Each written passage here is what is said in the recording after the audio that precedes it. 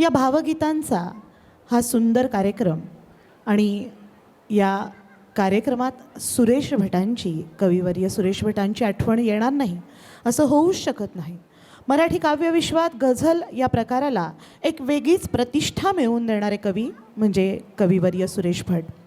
त्यांच्या लेखणीतून उमटलेली प्रत्येक ओळ जणू भावनांचा एक खोल सागर उलगडून दाखवते. पहाटेचा क्षण हा नेहमीच कवीच्या मनाला स्पर्श करणारा असतो.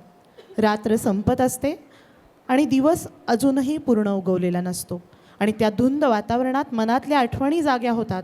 याच भावनेचं अत्यंत हळवं चित्रण करणारी गझल केव्हा तरी पहाटे. या गझलेला स्वर लाभले आहेत स्वरसम्राज्ञी आशा भोसले यांचे आणि आपल्यासमोर सादर करत, माफ करा, आशा भोसले यांचे आणि आपल्यासमोर सादर करत आहेत hello Parul Parmar.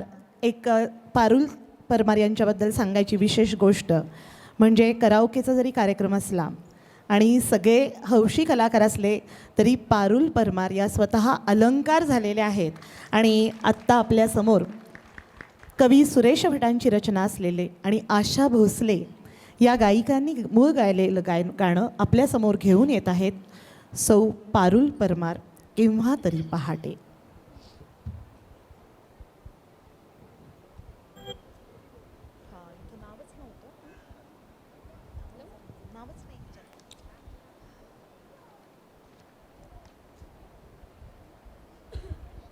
Hello hello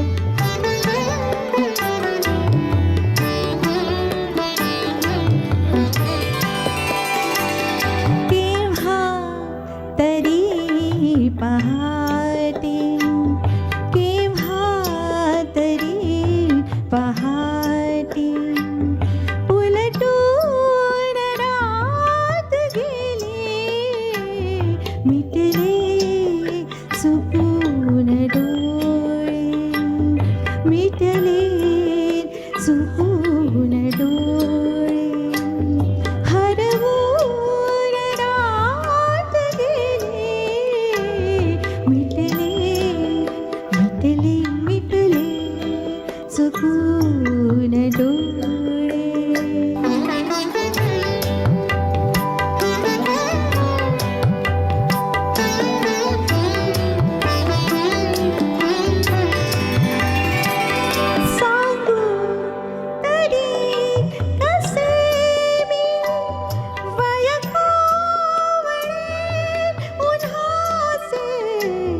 वय कोवळे उन्हाचे, सांगू तरी कसे मी, वय कोवळे उन्हाचे, वय कोवळे उन्हाचे, उसवून श्वास माझा, उसवून श्वास माझा, फसवून रात गेली, उसवून श्वास माझा.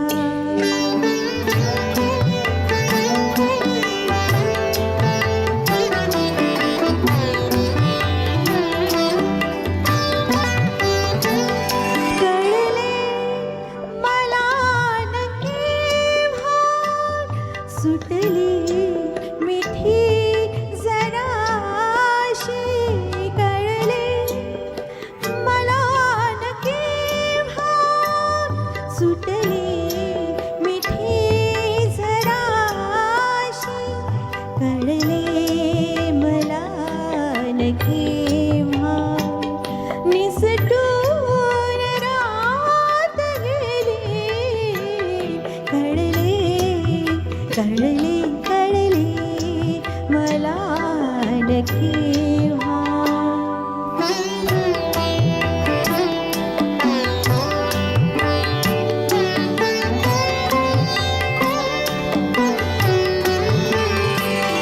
उरले उरात काही आवाज चांदण्याचे,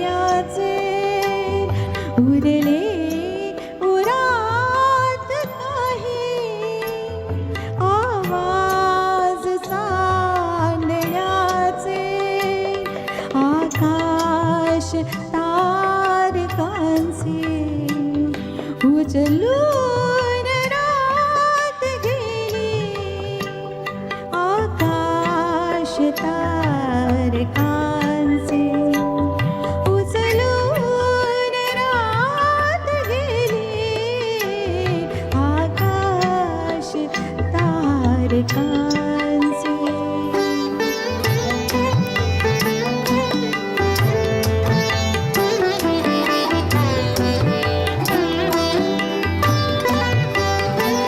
स्मरल्या मला न तेव्हा माझ्याच गीत पंक्ती स्मरल्या मला न तेव्हा माझ्याच गीत पंक्ती मग ओढ शेवटाची मग ओढ शेवटाची